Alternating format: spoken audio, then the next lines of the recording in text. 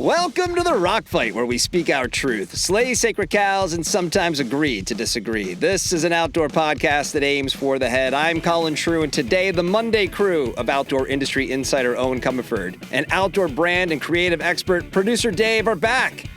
Today we're going to talk about a bunch of things, but of course, what will have to be mentioned? Tariffs. But before we get to that, be sure tomorrow to check out a new episode of Open Container with Doug Schnitzbahn.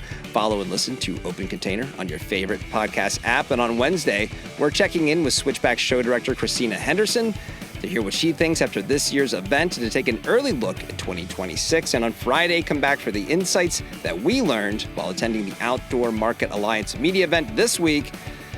A lot coming up this week, guys. Stick around, though. We'll be right back. Welcome to the Rock Fight, Rock Fight, Rock Fight.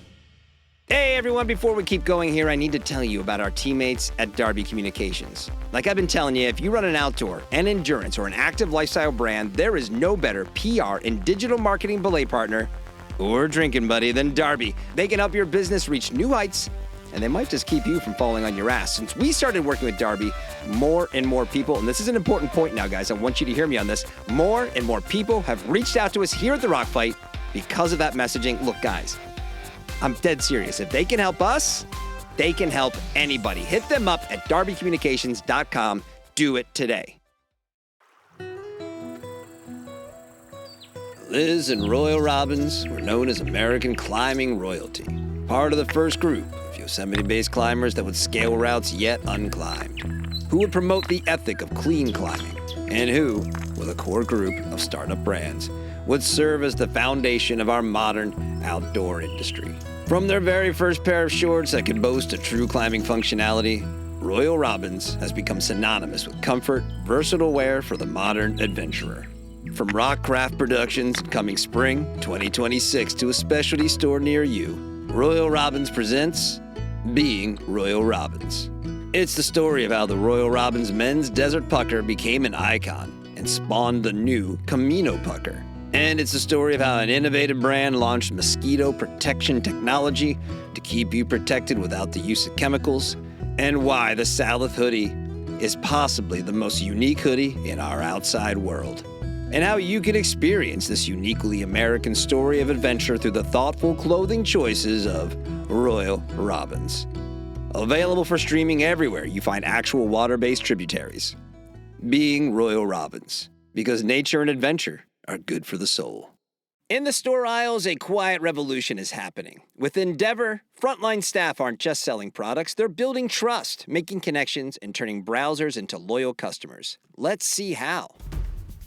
He didn't know which brand he wanted, just that the trail ahead was rocky. But she knew, because she'd trained for this moment right on her phone. A quick conversation, a confident recommendation, and a perfect fit hiking boot later, he's ready for his trip. That's right, she's a Shout floor hero. It may be lunchtime, but between sandwich bites, he learned about fog fighting tech and snow goggles. An hour later, that knowledge helped a customer pick the perfect pair and add a helmet too. Learning on the go, selling with certainty, adding value. Yup, he's a Shout floor hero. Endeavor is a mobile-first platform that equips retail staff with training, incentives, and tools to boost sales and brand engagement. Brands gain insights, sell-through improves, while retail associates stay motivated. Ready to get started? Just head to endeavor.io, update your brand profile, and upload your dealer list to access the free features and, when you're ready, launch your first pay-as-you-go campaign. With flexible, scalable options, Endeavor turns everyday interactions into strategic wins. The result? Be a shop floor hero. Endeavor's here to stay. Shop floor hero. Sell-through is the way. All right, the Monday Boys are back. Do the Monday Boys need a tagline? Theme song? What should we say? Well, I said the Monday Boys. Do we all say something like? No, we should just kill that right now. Just The Monday let Boys that on the die. Rock Fight.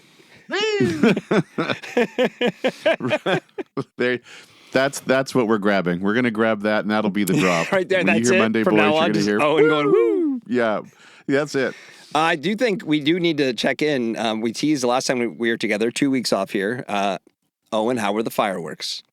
Pretty darn epic, I would say, for a local community. I think at least half of my property taxes went to pay for these fireworks. It was wild.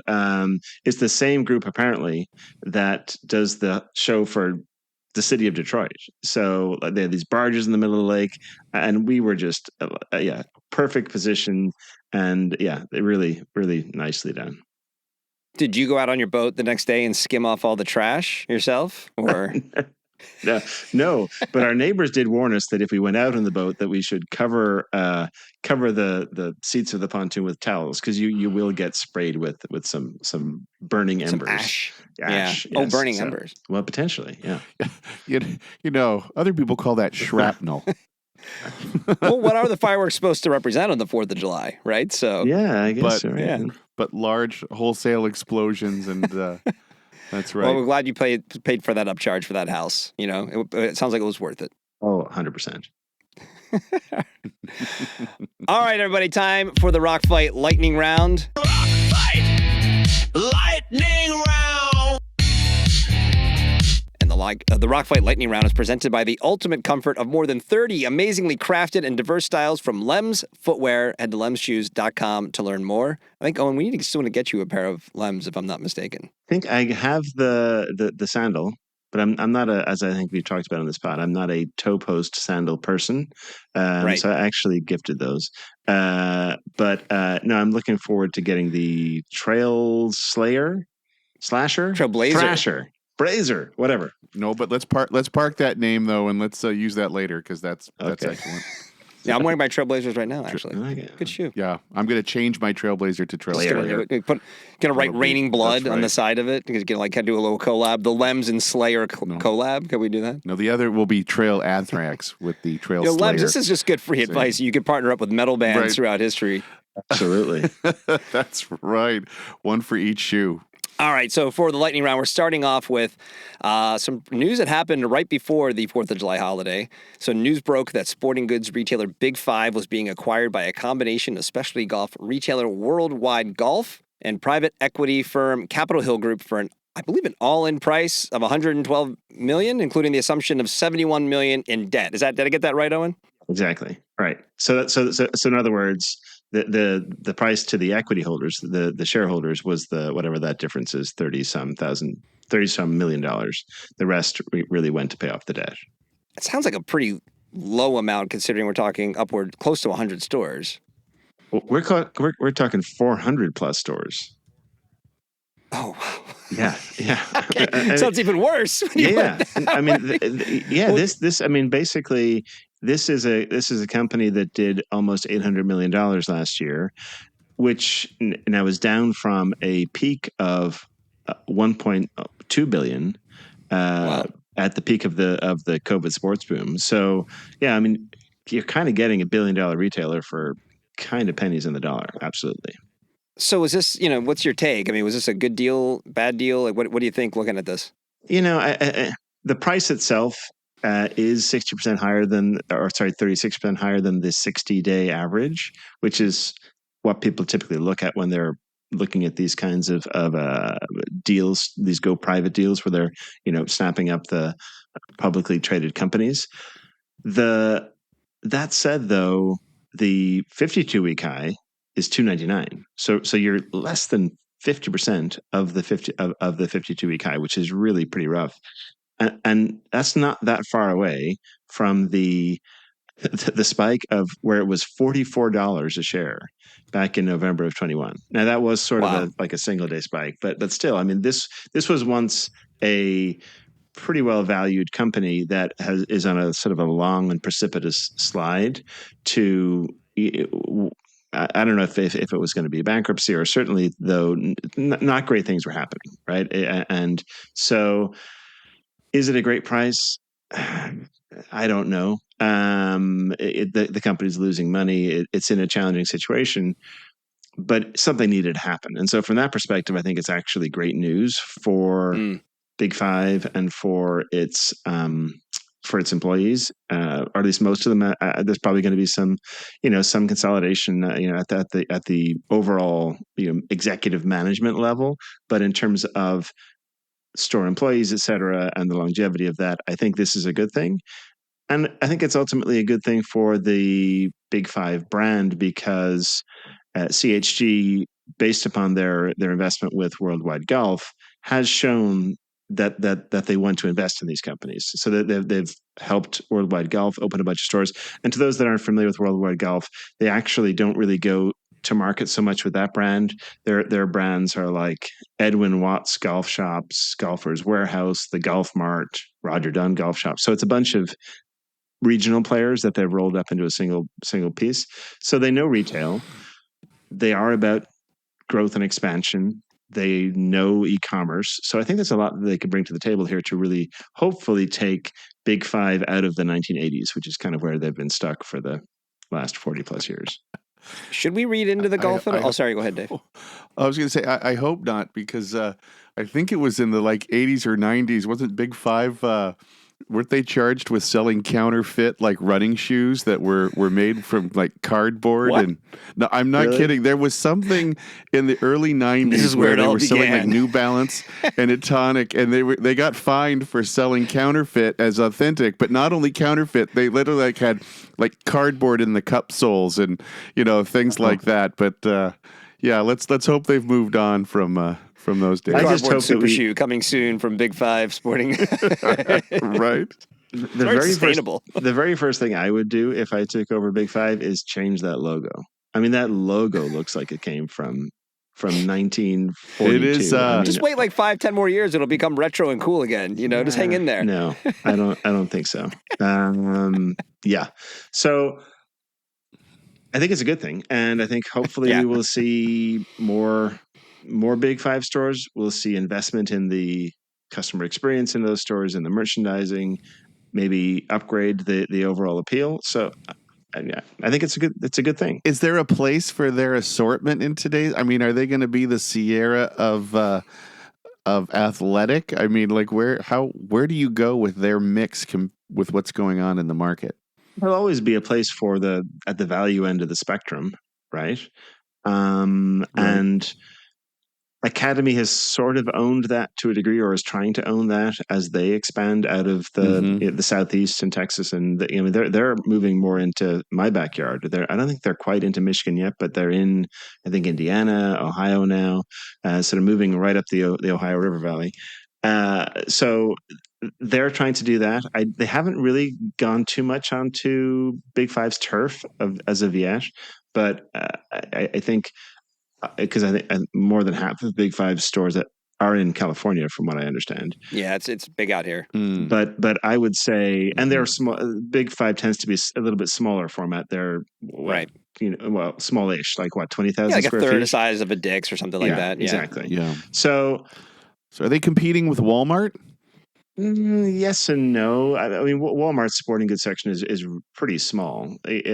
So it's but they definitely have a value play, and they compete for that customer, I would say. Right. But with hopefully a better, wider assortment, and the Big Five model would be one where they are buying closeouts and they're buying off brands or off styles within brands or that kind of thing for that value customer. I don't think that's going to necessarily change. They can't change their whole customer base, but I think they can be more competitive. Is it too easy to read into the worldwide golf of it all and be like, this is going to become a little more golf focused, golf heavy? Like this is maybe they put in a little more entry level golf to kind of round out theirs. Maybe some of their higher end exploding franchises. Golf balls. What's that? Yeah, exploding golf balls. Just novelties. Yeah, that'd be awesome. By the case. I think they could. I must admit, I've never stepped foot into a Big Five, so I don't know what their golf. Call yourself an insider. I know. Well, whatever. Right. Next time I'm in California, I'll make a trip. I don't think you need to. I think you could buy. Picture the worst parts of a Dick's. Let me tell you, there's no place better for a pre-strung tennis racket and a can of tennis balls. It really is like the oh shit, we need something. Whether it's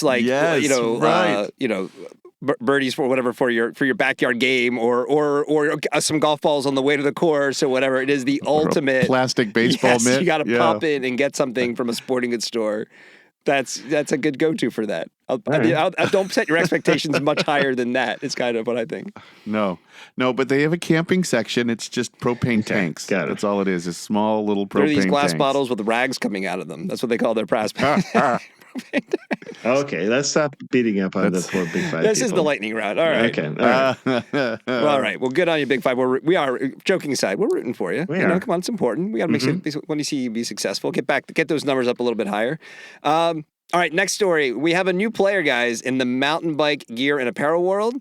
Ortovox is launching their new lineup of mountain bike apparel and gear per a press release that came out last week. The brand, mostly known for its wool products and avalanche rescue equipment, has what they're calling their Sequence collection, a new lineup of mountain bike-specific products slated to hit the market in the spring of 2026. So I thought we'd play a little, it's a press release, so let's play a little lightning round game. I want to see how many of the cliches that were listed in the press release for this line that you guys can name. So I have one question. I have just a multiple choice question. Okay, let's see if you guys can nail what I read in this press release. I made sure that the participants here have not read the press release. Okay, I read it. No. Okay. So which of the following cliches were included in the Ortovox mountain bike line press release? Was it A, that the products are performance focused? Was it B, that the products are made sustainably? I just have to stop. I already love this game. This is great. Okay. Did they go from town to? Did they go from town to trail? See, maybe we should have had it open. Mountain to bar, Owen. Mountain to bar. Was it C, there was the inclusion of an ingredient partner? Ooh. Oh. Or was it D, products that were minimally designed for those with ambition? Wait a minute. Is there an all of the above? Well, Dave, you ruined the answer. The answer's E, all of the above. Oh, yeah. Gosh dang it. I did. Yes. Yeah. They're just playing all the hits in the Ortovox press release. Wow. I wonder to what degree, Well, look, are we, with the advent of AI now, how many more press releases are just going to be written by AI and use every cliche known to man? We're already there. And so like the junk that's being fed into the LLM for PR releases is the same. And then when I see all of the telltale signs of ChatGPT, sentence structure, EM dashes everywhere, hyphens. it's like people. I mean, stop with the hyphen 8. Hey, an EM dash, that is, they are way off the cliff on the EM dashes for ChatGPT. Yeah, you can, agreed. But you can pick that shit out from a mile away. People, it's fine if you're going to use your LLMs, use that stuff, but work on your prompts, work on your cleanup afterwards. Touch it up. Wait, but I'm gonna hold on. I'm gonna step in and for the maligned PR professional here in one sense. What were they given to work with? That's it. What was the brief? What was the company, the brands led like passion play description of what this meaningful product is we built, why we got here and what it means to us as individuals in the outdoor space, as expert in gear? What were they given? Or otherwise, was it just write a press release? That's what it was. And that was what that's what I mean, it I think was. that's Write it. a press We should, release. Kelly Deegan here at Rigger. She's the one who's on the press release. I don't want her to feel like. I think, Owen, you're right that there are plenty of things we're going to see that are just shoddy. That a little breeze through it, you can improve it so it isn't so obvious.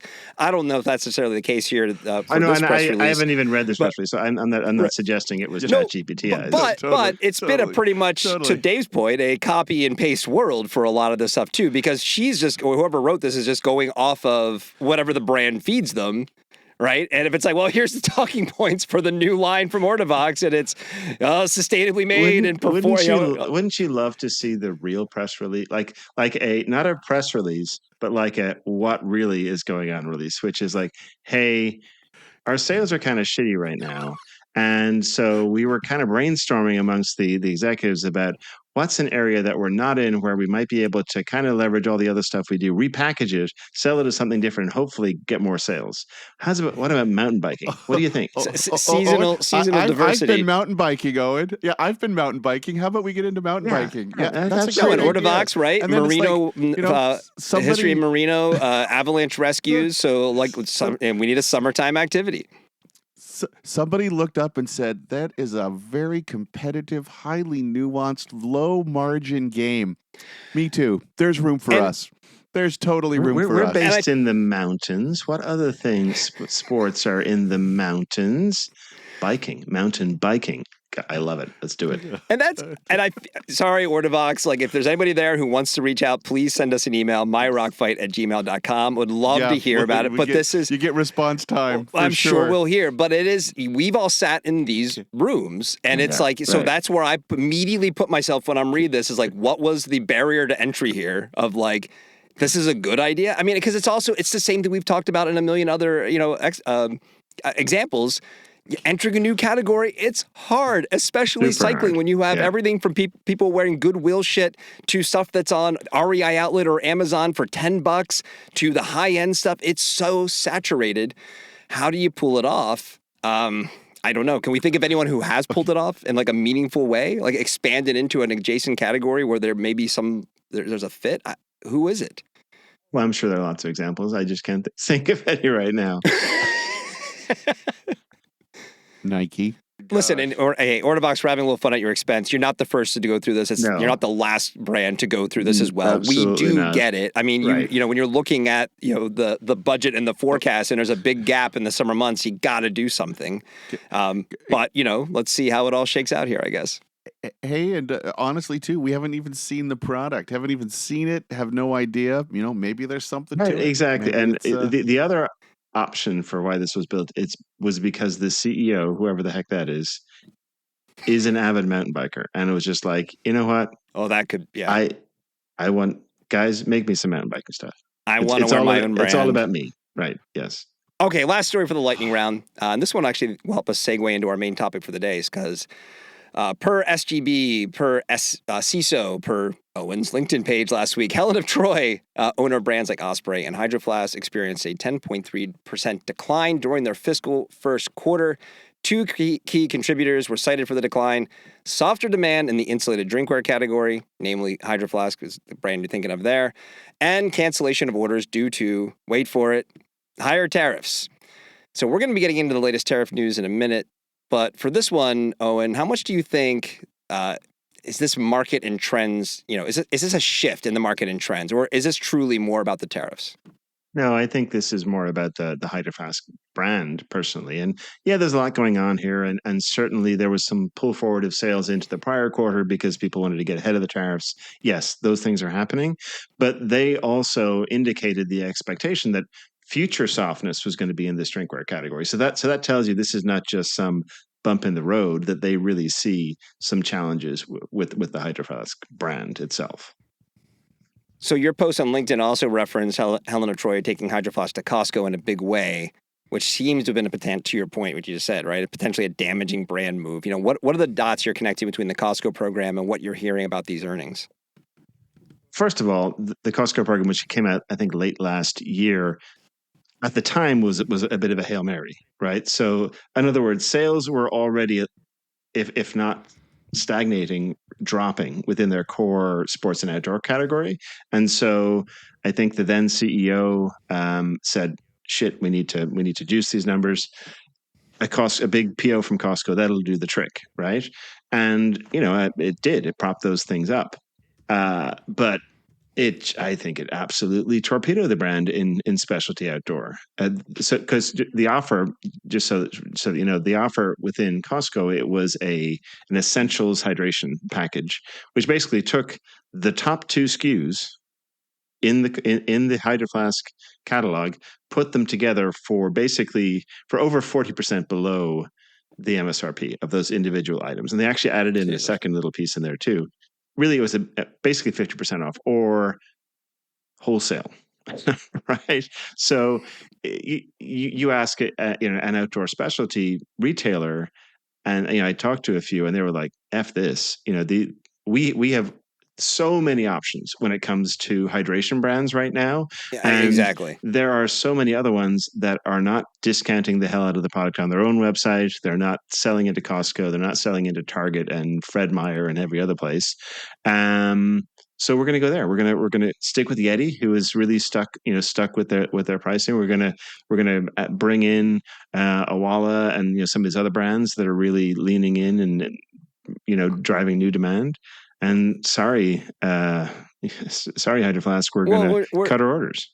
we're what, 2 cycles of the hydration brand past Hydro Flask at this point. So is this more probably of the parent company not willing to sort of accept the fact that it's getting shrinking and like, well, we have to continue to grow at all costs, when probably reality would have been like, hey, let it fall back a little bit, let it kind of, which I understand there's implications of that, Sure. but if you want to kind of reposition the brand for another shot at the title, which is kind of what seems like this piece of the market is, right? It's just this cyclical nature of like, here's the ascendant brand, and then it's hot for a little while, maybe a little longer than the others, maybe a little shorter than the others, and then it falls off, and then here comes the next one right behind it. Yeah. And it's just kind of, that's the way it's been almost since Nalgene in the 90s, right? It's kind of maybe gaining some velocity, but that seems to be how this always shakes out in the hydration market. I wonder if there's just a little patience here is what they probably should have taken, as opposed to let's blow it up at Costco, and now it's like the other shot themselves in the foot. It feels like the drinkware craze cycle is actually getting higher and shorter, right? Because if you think about, go back to like Clean Canteen or Mirror, if you remember those guys, or that whole deal, and then we get into Yeti, and Yeti's been has been at a pretty flat level for quite a while. They were more of a slow build than a big, initially they had a big pop, but then they've maintained.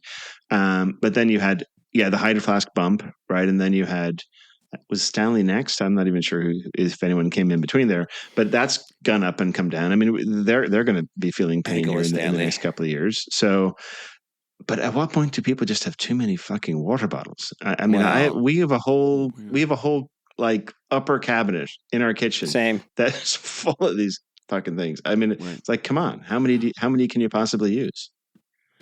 But that's why I think the issue with Hydro Flask is less. I think it's less even Costco. Frankly, it has all to do with brand, and it is now an accessory fashion item. And so it's you've got the consumers getting younger because it becomes a middle school, high school type of signifier, and it's cheap. It's less expensive than a smartphone in terms to signify your status. So a Walla is like the next one that's kind of coming into here. And my big thing with Hydro Flask is like they've run the same playbook for how long, and they're surprised that it's not working.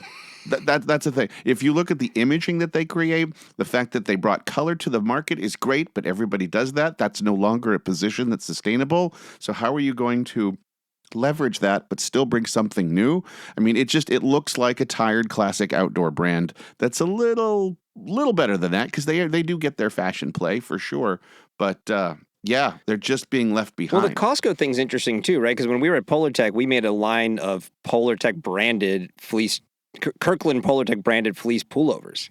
Really? And the whole justification there is because we knew that was going to upset some brand partners. This is over a decade down at this point, but it's easy to get sucked in by the Costco consumer, right? They're like, well, and you look at the sort of the club stores, right? It's like, well, were we silly? Yes, we were. Didn't work. Spoiler alert, did not work. But it was you look at, they have a higher household income, and look at the cars that they drive, and you're like, that's a elevated consumer who would really appreciate, our product being in Costco. And I think that's why you continue to see outdoor brands dabbling in Costco at all time, and they get sucked in by that. That is sort of as an option to expand your brand, and maybe, I don't know, maybe it's like those POs become pretty valuable even if your margins suck. But the problem is twofold. One is you're introducing that customer to your brand at a discount, which is never a good idea. But the second thing is, by the very nature of the treasure hunt merchandising approach that Costco takes, it's not a long-term relationship, right? They want brands to come and go, so that there's always newness, there's always some new deal to find, right? If they can get whatever the brand is of jacket or thing there all the time, it's not great for the brand, it's not great for Costco, and so it just doesn't happen. So it's this short, it's it's crazy to me that brands do this because it's such a short-term focus in terms of some sales for long-term brand damage, and it just doesn't make sense to me. See, I think if you use it exactly the way you just outlined there, if as a brand, if you strategize that and create a kind of mapping of that kind of surprise and delight as a strategy, like, look, once a year or twice a year, we're going to drop a limited number in this channel. I think that you can still. I think the distribution matters less if you're a brand that's relevant and desirable and know who your customer is. I guess that's why go into the piece. A discount if you're relevant and desirable. Why go into a discount channel? Because I don't think everyone. I still think Costco has a place for if you're looking for new customer acquisition. I think there's a place for it, but like you said, it's not a long term. It's not a sustained. You can't put them into your retailer list on your website. It's just it's you're meeting your customer where they are and you're surprising them. So if I had a special makeup and I had some limited run and I could drop that there for a month, then I'm gone and I'm not there for another 12, 18 months, then okay. To me, that's just the using it for your own purpose versus, like what you said, just as a discount sales driver. The key word there was special makeup, because you cannot put inline product in there. That just kills everybody. Yeah, the right. The other thing I would say about the strategy behind that they mentioned about Costco, the fact that millennials and those sorts of folks that are now buying into Stanley and other places are shopping at the Costcos of the world and the Targets of the world. I don't think it was a crazy idea. It's just, it was the Costco-ness of it. If you had stopped with Target, I think you would have been fine. I mean, look at Yeti. I mean, Yeti went everywhere. They were in Aco. They were in, there wasn't a distribution element that they wouldn't touch. But the requirement was any of those distribution points had to be full price. And if a single one of them said, no, we want to go into Aco, but we're going to offer you 20% off whatever the Yeti cup was, they were done. So I think it's being selective about places that will sell you at full price is better than being discriminating but discounting. For sure. The discriminating discounter. I think we've got a new retail channel. All right, today's really slow lightning round on the Rock Fight was brought to you by Lem Shoes. That was more rolling thunder.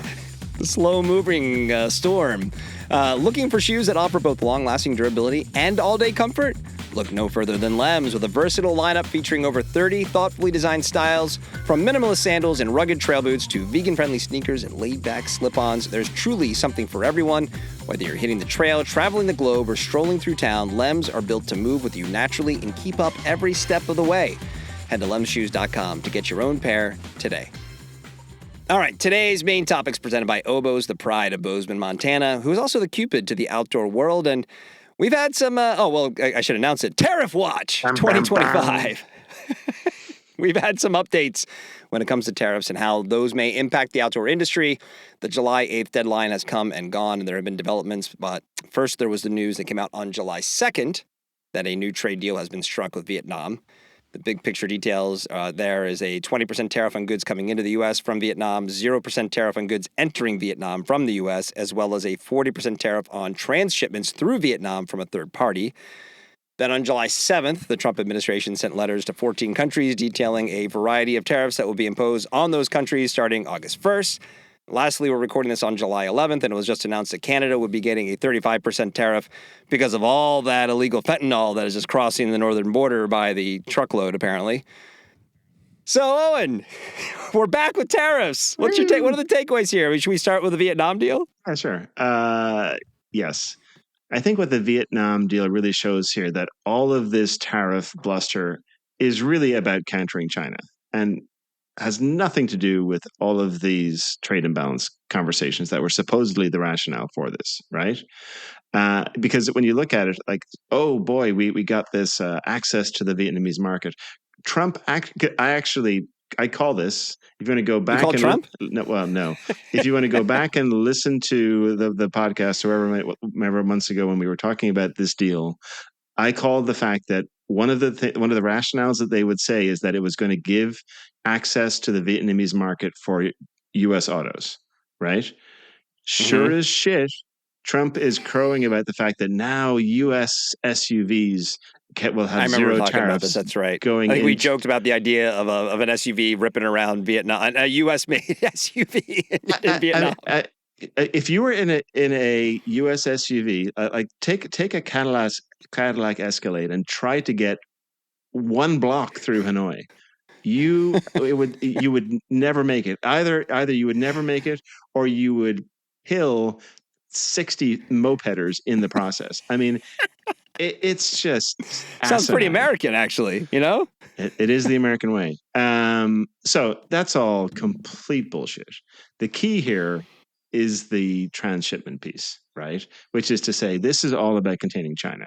And there's the potential actually that from someone, because it is, again, as with all these things, it isn't a real agreement because there's actually no detail. It's all just frameworks and comments and statements and bullshit, right?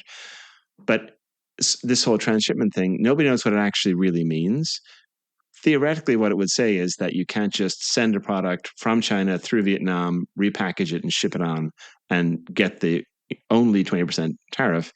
Now you'd paid 40% on that. It has to be, quote unquote, substantially transformed. What that is going to mean in this case, nobody knows. So, for example, if you are an outdoor gear company who's having their apparel made there and it's using Chinese-made fabrics, Chinese-made trims being put together on Chinese machinery in a factory owned by Chinese people, is that enough to be considered substantially transformed? I think most people would say, yeah, hopefully, but we really don't know. what about the percent itself? Right. So they said 20% is what it's going to land on. I mean, I know that that's kind of maybe what we thought it was going to be, or we were hoping for 10%. Like, where were we? Their numbers have been around. Yeah, I take think us through that. Almost everybody that was going through their calculus for the back half of the year and the price increases that they were planning for the 10%. They thought that, I mean, Vietnam was bending over backwards. They were rushing the approval of the development of a major Trump golf course expansion. They were doing everything that they could to jump through hoops for this administration. So they thought the 10% was going to be the number. So the 20% is actually kind of bad news, really. Right. And that's a chunk. And 20% is a lot, because before this, right, the only tariffs in place primarily would have been just the regular MFN or HS code tariffs, which varied based upon the category from 0 to like 30+% or what have you. So in some cases, you could have been paying 0, like if you were a camping stove, for example, and now you're paying 20%. So that's a lot. And for most of the apparel folks, again, like if you're in the footwear categories, and there's lots of different HS codes based upon the type of footwear, but you might have been at 18 or 20%, and now you're at basically 40%. So yeah, it's a big deal. What about the other countries? Like, what is this just all more Trump chaos? I mean, is it just more him like trying to stir the pot? You know, what are you seeing there? Well, I mean, ultimately, again, you feel for some of these countries. Look at South Korea, okay? So supposedly we're going to hit them with this 25% tariff for trade imbalances. Okay. Well, we actually have a free trade agreement with South Korea. So South Korea has 0% tariffs today on imports from the US into their market. So okay. So what more can they give in terms of addressing this supposed trade imbalance? I mean, I guess they can promise to buy more U.S. agriculture goods or Boeing aircraft or what have you. But realistically, there's not a lot they can do other than kowtow to Trump in some way about China. So the same kind of transshipment deal, or them placing tariffs themselves on imports from China into their own country, which would be kind of wild. But these are the kinds of conversations that are going on. I think a lot of the world is saying, okay, what the fuck do you actually want? Right? What do you want? Yeah. And we'll see if it's doable. But we've come to you with all of these things. We've laid these things at your feet that supposedly address what you said this was about, which was a trade imbalance. But that doesn't seem to be enough. So tell us what you want. And now the latest thing is, in the last couple of days, Trump says, oh, we're going to put a 50% tariff on Brazil because he doesn't like the way that they're treating his buddy, Bolsonaro, who was another fascist, who basically said that, who tried to have a coup. And he doesn't like that he's being, charged with that. So now it's like, it's got nothing to do with trade. That's purely us trying to meddle in the politics of another country and using tariffs as a cudgel. So at this point, the consumer, the manufacturers, the countries, we're all just caught in the middle of this who the hell knows what's going to happen scenario. So are you suggesting that there is not a deeply reasoned strategy behind all of this? Yes, Dave, that is exactly shocking news here on the Rock Fight. I'm sorry. Just wanted to clear that up. All right, I was thinking, so I want to tie together the tariff conversation with some of the past couple of conversations that we, the Monday boys, there it is, which had been focused on outdoor sports going mainstream, as well as the casual participation versus hardcore participation. I was thinking about this and the impact of the tariffs and this conversation of the hardcore and the mainstream as I was hiking up Mount Baldy a week ago, popular hike east of LA. It was on July 4th. It was a really busy day. And the cool thing about this is I got to observe a real cross-section of outdoor participants on a relatively robust hike. There were beginners there who weren't even going to try for the summit. There were folks there who were going to run the whole thing. And if you looked at the gear choices of that range of hikers, it was like looking at like a geological map of the outdoor industry, right? The vast majority of people who were up there were still using the like quote unquote tech that was invented in the 70s and 80s. And then a smaller percentage had like more modern, sophisticated equipment. And I think one of the real risks, and we probably talked a little bit about this, or at least referred to it in the past in this conversation, but one of the real risks for our industry on this whole tariff situation is the small brands are our innovators. Everyone wants to give flowers to the big brands for continuing to be innovative with their products. But we know, and we talk about it a lot here, the upstarts are who push product innovation forward. And it's not just possible, but likely that we're going to crush our innovation engine, aka the folks who won't be able to afford the increase in cost from the tariffs and continue to operate their businesses, the longer this takes to play out, which sets back our entire industry, the trillion-dollar outdoor economy and the billion-dollar human-powered outdoor industry. So, Owen, when you consider the average timeline to take a brand from concept to market to then large-scale adoption, like what's the risk to the industry if our smaller emerging brands are snuffed out? I don't think I'm being overly hyperbolic here if I say that we could potentially lose a whole generation of emerging outdoor brands, right? Because they were already struggling with margins. Okay, they don't have the volume or the MOQs to move out of China or to move around and to move to other countries of origin, depending upon what the current whim of the administration is. And their funding sources are getting cut off because everyone who used to invest in this segment is going, whoa, we don't know what's going on here, right? Everybody's spooked, right? So just at the time they need money, they can't get it. So it with some of these brands, it's literally a potential life and death situation for some of them. And it's crushing to see what's happening. And these brands, not only are they the innovation engine of our industry, they're also the diversity engine of our industry. A lot of these brands, female-led, BIPOC-led, et cetera, those leaders are not in the big brands today in many cases, although we're seeing some good progress there. But in terms of actual founders, we're talking, yes, female founders, BIPOC founders, et cetera. If we want to see this industry truly become diverse, inclusive, we need these brands to survive. The other thing I would say is these brands are also, in many cases, the sustainability engines of our industry, because a lot of these brands have been built by founders who built sustainability into the core of what they're doing, like not just as a sort of an add-on or as an adjunct or a nice to have over here. It's like, no, it was why they did what they're doing. And so all three of those elements, I think, are potentially under attack here if we don't help to support these brands. Dave, the brand that is the larger outdoor industry, right? If you got to consider the industry itself as a brand, and we know it has this sort of sea of sameness problem that we actually were just joking about earlier in this episode to a certain degree. There's a lot of stuff that looks like the other stuff that other people make. How would fewer small brands exacerbate that issue and how our industry is perceived or viewed? Well, okay, I got a couple thoughts here real quick. Is the sea of sameness, of course, it's going to exacerbate that problem. Like large brands aren't aren't known for their willingness to try new things and push boundaries on. But we're using the new taste version of and- Gore-Tex. Right. And it's my black is slightly different Have you than the seen black the I new introduced last black season, shell with the which new is Gore-Tex? very close to the navy, right? No. Oh boy. So this goes this then ties back to the innovation piece for sure.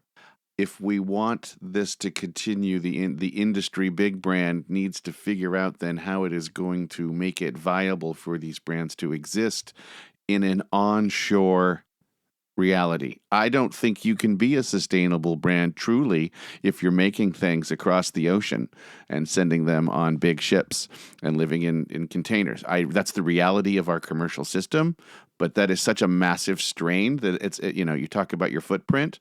I can change out all my materials in my product and still have a massive footprint because it sits in a container ship for 2 months. Well, even longer now. But so how do we incentivize, subsidize? Again, if this was a strategic plan by our government to actually help production move, then that's one thing. But the fact that there's just nothing that goes along with this idiot number, right, in terms of a tariff. So if there was that type of thinking, then we could actually see how can we preserve the true innovation drivers and also bring new knowledge, skills, things like that onshore to be able to help them. But without that, it is just a hollowing out, right? That's going to make fewer choices. It's going to create more monopoly. And like I think Owen is spot on, is like we're going to lose a decade or more in terms of right. Anyone progress who's that we've made. new and thriving and or on the right track, they're going to get crushed. And even if somebody wants to take their place, to your point, David, is now like, I'll do it here in the U.S. Well, okay. What's the timeline for that to get to replace the one that just got crushed? It just means more T-shirt brands, Colin. Just Well, we more can't have enough of T-shirt those, brands. right? So, right. I still have room on my TikTok feed for at least 12 more an hour. oh, and you Come on. posted about this this past week on LinkedIn. Offered some suggestions about what you think people should do. Like, what was some of your advice? Well, I broke it down by the different categories of folks, and everybody can really have a part here. Consumers, look for emerging brands, support them, buy their product, maybe be willing to pay full price. I don't know. You can even actually, more and more now, support your favorite brands through equity fundraising platforms like WeFunder, Wild Rye, Heather's Choice both have great campaigns that you could get onto right now. Retailers, add new brands, and don't just do it philanthropically. It's great for your store. Consumers love to see new stuff. It brings them back, even if they're not going to buy that Such a great brand, point. right? It's the jewelry of the store. It's going to bring people in. It's going to drive interest. And yeah, maybe they'll buy that North Face jacket at the end of the day, but by golly, they'll look at that and it's new, it's exciting, it's color. So do that for yourself as well as the industry. Brands themselves look to help each other, collaborate. Whether that's just a joint contest email where you're sharing each other's lists on a contest to drive people, do that, or actually do collabs, right? Actually build product together. Big brands help the little guys and vice versa, because they can help you look cool, quite frankly, and give you innovation. I think I talked about on this show about Nara, for example, and using their GoFly technology with Burton, right? I mean, that for Burton, that's a coup, because Burton actually then looks cool and looks like they're actually listening to their female customers and thinking about their needs on the hill.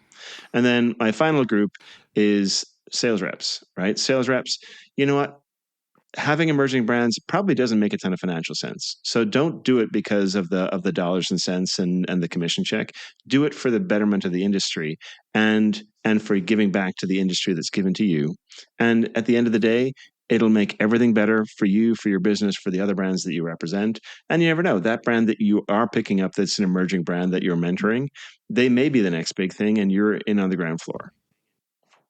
One thing when I was a sales manager, I would tell, because I was with an emerging brand, I would tell folks like, hey, if at any point like you're taking on our line and it's not working for you, then just drop us. It's just I'm not looking for you to champion a line that's not working for you. So to flip it around and say, hey, we have a seasonal spot, and we're going to try an emerging brand. And then if it goes well, then great. Maybe it's a try, but just be honest and try new things and be like, hey, we'll take you out of the bag every time we take out our A-list brand out of the bag, and we'll see how it goes. And if we see the upside, great. But if not, hey, we might move on to somebody else. I mean, that's not the perfect situation for some of these brands, but I tell you what, I think a lot of folks would take that seasonal risk of being represented by your agency. A spot at the 100%, table. 100%. Right? I think that's super important. Exactly. Just right. Be honest. Be honest if the brand isn't giving you what you need to sell in, which, I mean, a lot of these brands need education and mentoring just in terms of what a wholesale program is, right? And if you take them on as part of that, take on the fact that you're going to help them to become a better wholesale brand. And if they don't help, or if it's not working for you, move on. And I say the same to brands, by the way. If it's not working after a season, chances are you're not making it out of the bag, and be willing to cut bait and move on. Because and find rep companies that are excited for your brand. One piece of advice I have for brands is, if a rep company if they make you feel like they're doing you a favor by taking on your brand, run, don't walk from that relationship, because that will never, ever work. And you'll spend at least 3 seasons thinking that and then you'll start to say, like, maybe we shouldn't be working with these guys. And then it'll be another season before you finally move on to somebody else. That's the way this always goes. Yep. All right, today's episode of The Rock Fight was presented by Oboes, who wants to share their love of hiking, and we want to help them by uncovering all the different reasons we love to take the long walk, including the following. Number 1, where else can you sweat this much and feel proud of it? I was thinking of you, Owen. It's got to be at the height of humidity right now where you live. It's getting a little sticky, I won't lie. How many heat domes have you had this summer? Just one? Just the one? Just the one. But, I am on a lake, Colin. I can just You're on the dive lake. right in. Number 2, you go hiking to escape your inbox, potentially your in-laws. Anybody have that problem? This feels like a 1980s sitcom problem, frankly. Like, I don't know if this is really a thing anymore. In-laws? I think they're still a thing. Well, technically they are a thing, but, escaping them, right? Number 3, blisters, well, they build character. Dave, do you have an opinion on character building blisters? Clearly, they don't. Clearly, with the right pair of socks to go with those shoes and boots. Not that you have to worry about blisters in your Oboes Katabatic collection. Well, that's true. Thank you. Because likely you won't be getting any blisters in your new Oboes, because hiking means the Katabatic LT. The Katabatic has quickly become an Oboes favorite, and the LT takes the Katabatic collection to a whole new level with a lighter package and additional environmentally friendly materials.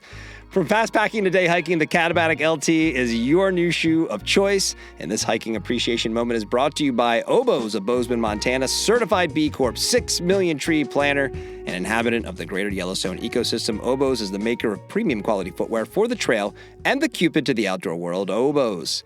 Love hiking. So is the corollary to number 3 that blisters build character, but you don't get blisters with Oboes, therefore Oboes doesn't build character? Oh no.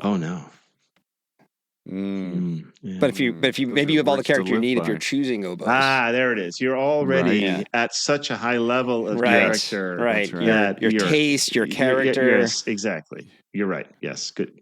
You've been through that gauntlet. Dave, could the character building blisters be a comic strip in the Rock Fight newsletter?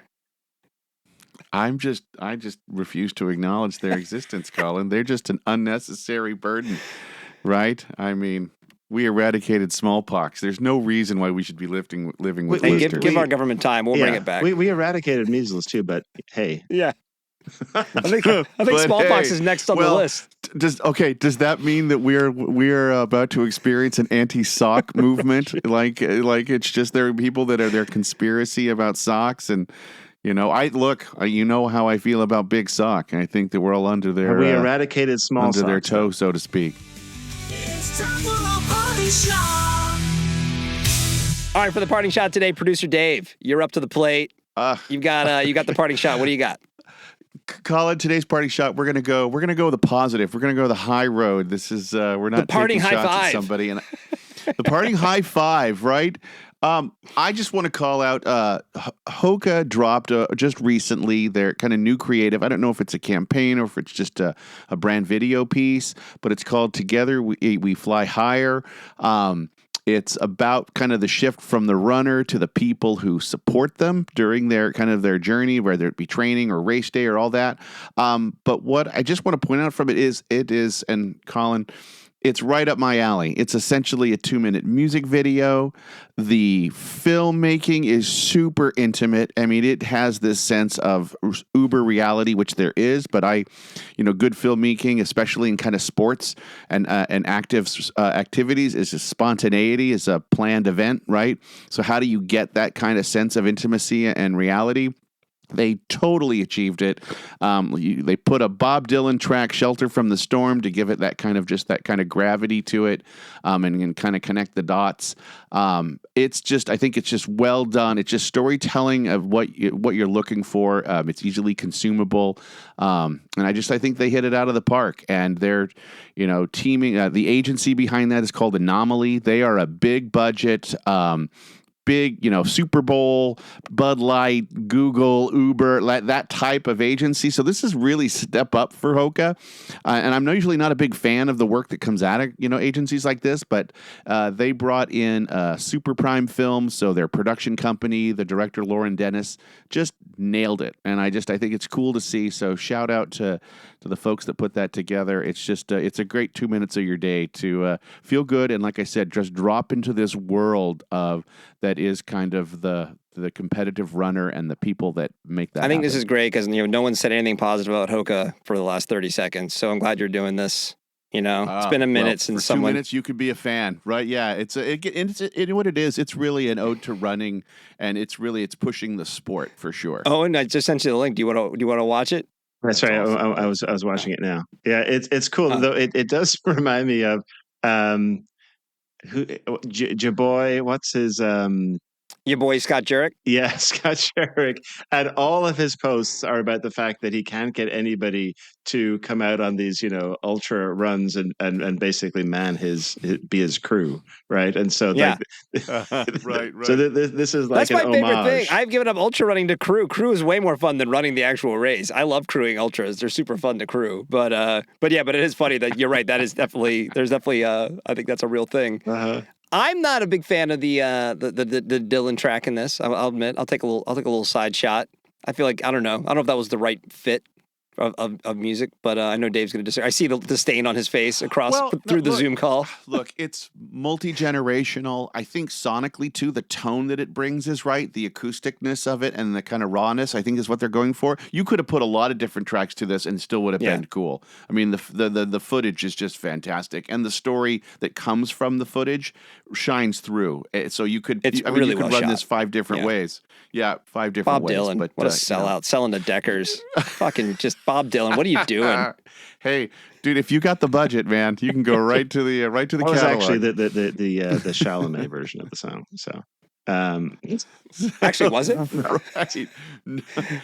No, but that would have been pretty funny. Actually, that's true. Right. Timmy shows up at the end of the video. Buy your Hokas. Yeah. No, I do think it's interesting looking at it because it is obviously trying to connect Hoka with the very much kind of the top of the mountain, if you think of it, ultra running aspect. Oh, it is. Which is much, much needed for this brand because I think it has been watered down by the mall walkers of the world, right?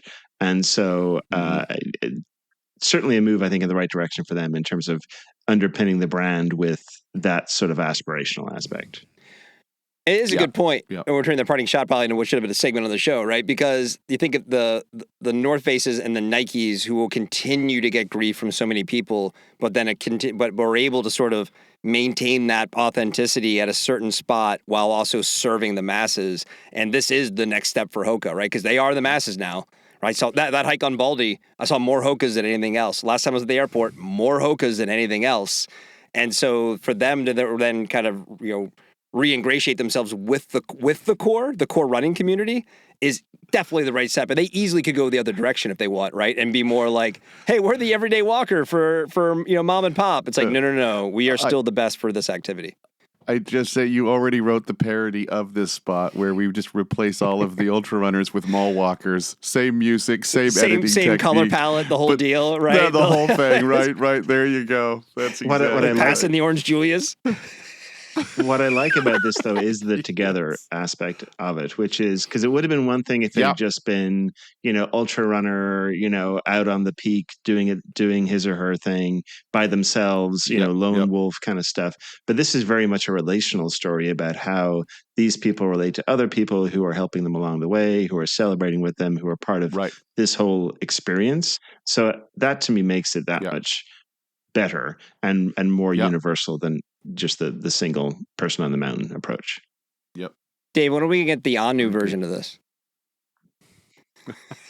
Is that coming soon? Keep waiting for that. Just keep waiting. I heard it's a super. It's the new. It's the super shoe. It's the new super shoe. I have seen some social media ads for Anu that are actually pretty cool, and the product looks good. I got to give them credit for that. But is it super? Little capes. See, they missed their opportunity. Nice. Superman's out. They should have. Right there, you go. Super shoe. All right, that's the show. Hey, everybody, we want your emails, please, especially from the folks at Ortovox. Send them to myrockfight@gmail.com. The Rock Fight's a production of Rockfight LLC. Today's episode was produced by producer David Karstad. Art direction provided by Sarah Gensert. For Eoin Comerford, I'm Colin True. Thanks for listening. And back once again as Krista makes to take us out with the Rock Fight song. We'll see you next time, Rock Fighters. Yeah. Rock fight.